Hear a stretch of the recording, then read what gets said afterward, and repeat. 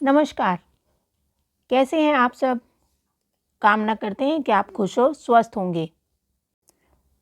चैत्र माह के शुक्ल पक्ष की तृतीया तिथि के दिन गणगौर पूजा की जाती है और इस दिन सुहागिनें अपने पति की लंबी आयु के लिए व्रत रखती हैं। गणगौर व्रत सुहागिनें ही नहीं बल्कि कुंवारी कन्याएं अच्छे वर की कामना से भी रखती हैं।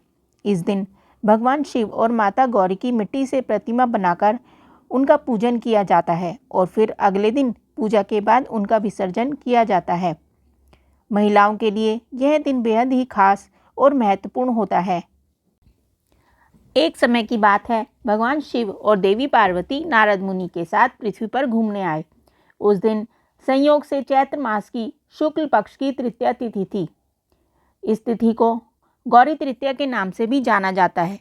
जब गांव वालों को पता चला कि भगवान शिव देवी पार्वती के साथ गांव में आए हैं, तो गांव की निर्धन महिलाओं के पास जो जल, फूल और फल उपलब्ध था, लेकर भगवान शिव और देवी पार्वती की सेवा में पहुंच गए।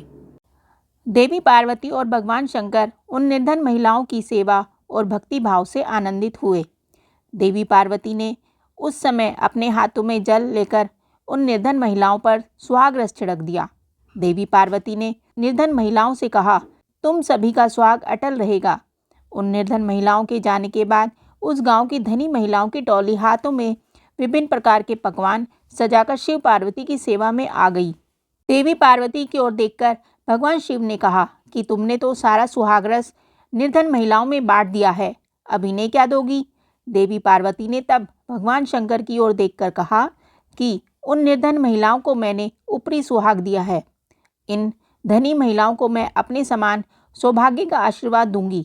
इसके बाद देवी पार्वती ने अपनी एक उंगली को काटकर उससे निकलने वाले रक्त को सभी धनी महिलाओं के ऊपर छिड़क दिया। जिसके ऊपर जैसा रक्त गिरता गया उसे उतना सुहाग मिलता गया। इस तरह देवी पार्वती ने चैत्र शुक्ल तृतीया तिथि को निर्धन और धनी महिलाओं को सुहाग बांटा था। इसके बाद देवी पार्वती भगवान शिव से आज्ञा लेकर नदी पर स्नान करने गई।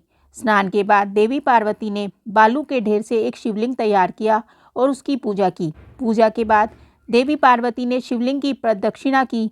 इसी समय उस शिवलिंग से शिवजी प्रकट हुए और देवी पार्वती से कहा कि आज के दिन यानी चैत्र शुक्ल तृतीया के दिन जो भी सुहागिन महिलाएं शिव और गौरी पूजा करेंगी उसे अटल सुहाग प्राप्त होगा। इधर शिवजी की पूजा करते हुए देवी पार्वती को काफ़ी समय हो गया, तो वह लौटकर वहां आई जहां पर शिवजी विराजमान थे। देवी पार्वती से भगवान भोलेनाथ ने पूछा कि काफ़ी समय लग गया आने में। देवी पार्वती ने इस पर यह कह दिया कि उन्हें नदी के तट पर भाई और भावज मिल गए थे, उन्होंने दूध भात खिलाया। भगवान शिवजी समझ गए कि देवी पार्वती उन्हें बहला रही है। इस पर शिवजी ने भी कहा कि वह देवी पार्वती के भाई भावज से मिलेंगे और दूध भात खाएंगे। शिवजी देवी पार्वती और नारद जी के साथ नदी तट की ओर चल पड़े। देवी पार्वती ने मन ही मन भगवान भोलेनाथ से प्रार्थना की कि हे शिव शंकर, मेरी बात की लाज रखना। भगवान शिव नदी तट पर पहुंचे तो वहां उन्हें एक महल दिखा। उसमें देवी पार्वती के भाई और भावज थे। कुछ समय तक शिव और पार्वती उस भवन में रहे। फिर देवी पार्वती ने भगवान शिव से कैलाश चलने की जिद की, लेकिन शिवजी जाना नहीं चाह रहे थे, तो देवी पार्वती अकेले ही वहां से विदा हो गई। इस पर भगवान शिव को भी देवी पार्वती के साथ जाना पड़ा। अचानक से भगवान शिव ने कहा कि उनकी माला वहीं भवन में रह गई है। नारद जी को शिवजी ने माला लेने के लिए भेजा। नारद जी जब नदी तट पर पहुंचे तो वहां ना तो महल था और ना देवी पार्वती के भाई भावज थे। उन्हें एक पेड़ पर भगवान शिव की माला लटकी हुई मिली। नारद जी माला लेकर शिवजी के पास गए और माला देकर बोले, प्रभु ये कैसी माया है? जब मैं माला लेने गया था तो वहां पर भवन नहीं था, बस जंगल ही जंगल था। एक पेड़ पर माला लटक रही थी। इस पर शिव पार्वती मुस्कुराए और बोले कि यह सब तो देवी पार्वती की माया थी। इस पर देवी पार्वती ने कहा कि यह मेरी नहीं, भोलेनाथ की माया थी। नारद जी ने कहा कि आप दोनों की माया आप दोनों ही जाने। अब आप दोनों की जो भक्ति भाव से पूजा करेगा उनका प्रेम भी आप दोनों जैसा ही बना रहेगा। धन्यवाद।